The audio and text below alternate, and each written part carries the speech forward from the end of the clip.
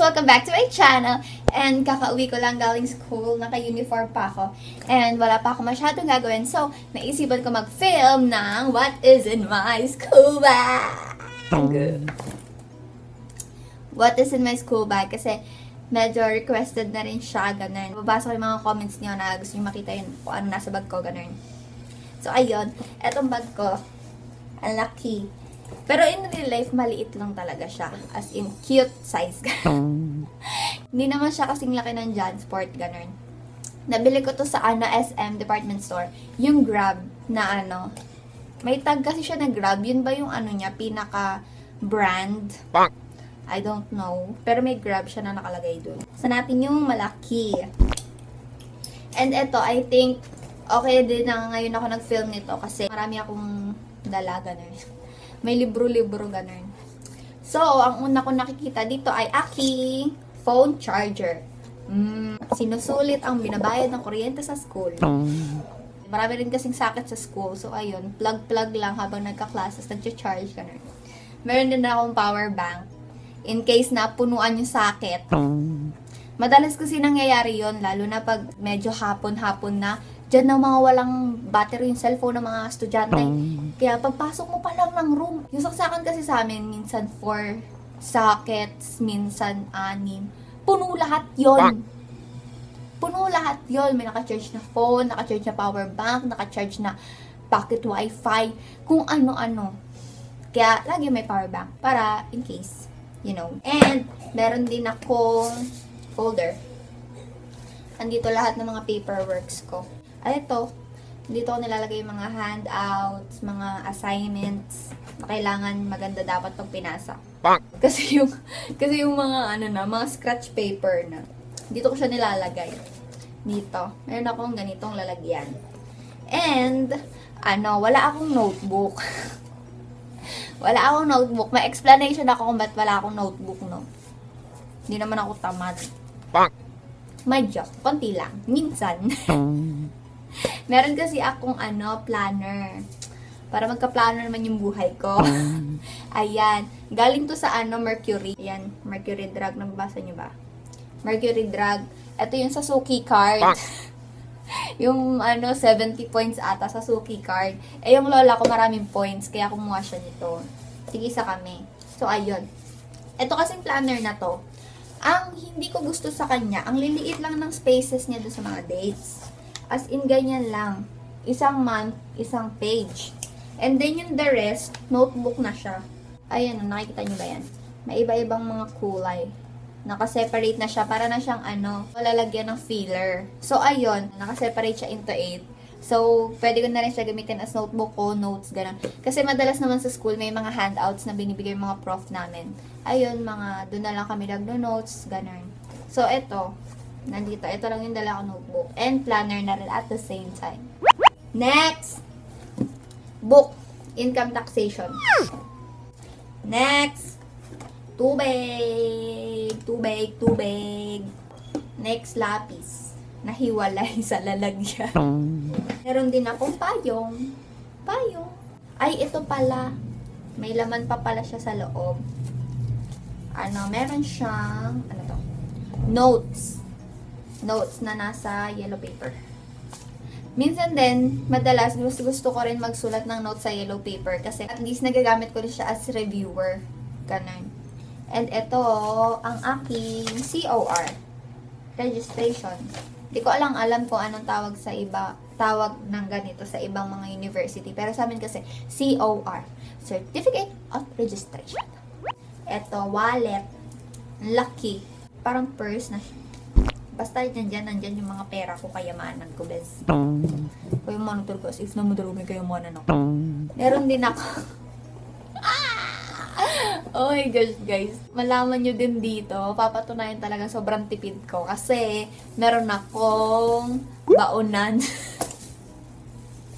Oh my gosh. Laki kasi natitipid pag may baonan, mga beds. Yung lunch ko, mga 50, 60 kada araw. O, kung may baon ako, libre na yun. Wala nang laman yung malaki.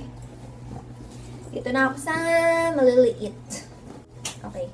Nabuhat ko na siya dito. Meron akong cologne. Baby cologne. Hindi kasi ako nagpa-perfume pag nasa school. Pag important occasions lang ako nagpa-perfume. Pero okay na sa akin yan, para may baby. Dito, meron akong napkin. Nakokoya. Meron akong napkin. For emergency. You know. Ito ang aking Kikay Kemerlu. Lalagyan. Meron ako ditong mirror. Yung aking EB Advanced Eyebrow Kit.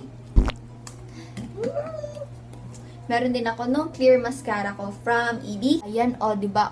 Pak pa rin ang kilay ng ating yung. Nilagay ko to mga 3 o'clock ng hapon. And ngayon, 9 o'clock na, bez. Siguro mga 6 hours nang nandyan yan sa kilay ko. Pak na pak, bez. Tsaka yung sa eyebrows, napakadami kong tigyawat. Yung sa brows ko rin kasi, hindi rin siya oily. Kaya hindi rin madaling matanggal yung eyebrow kit. Hindi madaling matanggal yung mga powder na galing dun sa eyebrow kit. Meron akong EB na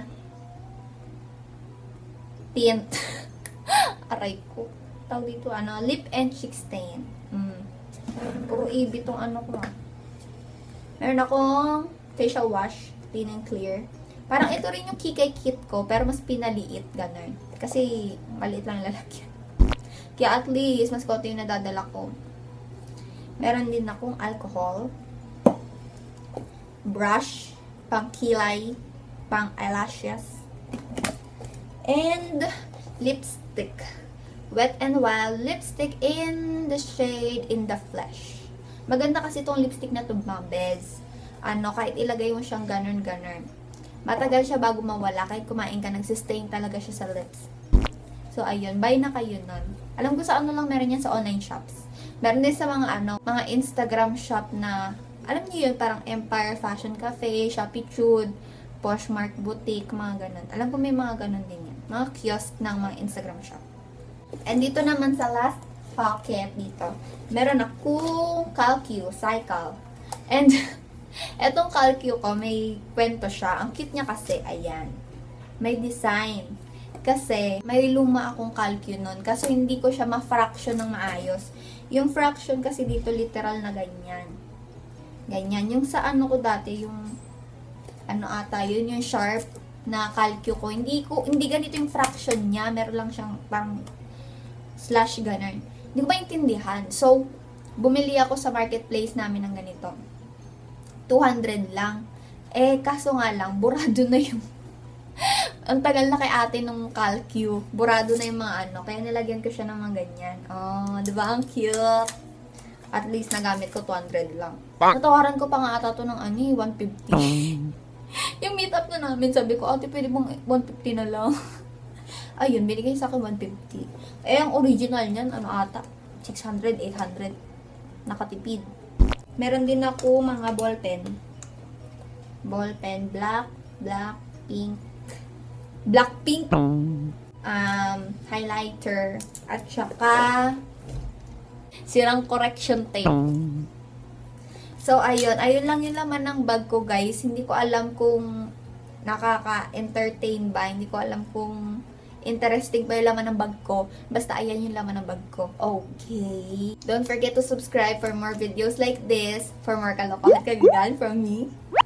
Ano ba yan, guys? Sabihin nyo nga, nakakainis na ba yung paulit-ulit kong ganun sa mga videos ko? Tatanggalin ko ba or i-continue ko lang? So, ayun, yun na. Sagutin nyo yun sa comments sa baba. Kasi hindi ko alam, baka mamaya naiirita na kayo. Baka masyado sabihin nyo, ang pabebe ni ate. Oo, pabebe talaga ako. I mean, matagal na akong ganito. Alam nyo naman siguro yun kung marami na kayo napanood ng videos ko, diba? Don't forget to subscribe for more kalokohan kagagan from me. Diba? Inulit ko ulit. Wala lang. Pang-asar sa mga naiinis. Don't forget to comment. Sagutin nyo yung tanong ko kung dapat ba ituloy yung kalokohan kagagahan from me ko na yun. So, ayun. Mag-comment din kayo ng ganon. And, i-share nyo rin tong video na to kasi wala. Wala naman atang ka-share dito sa video ko. So, ayun lang. I will see you in my next video, guys. Bye!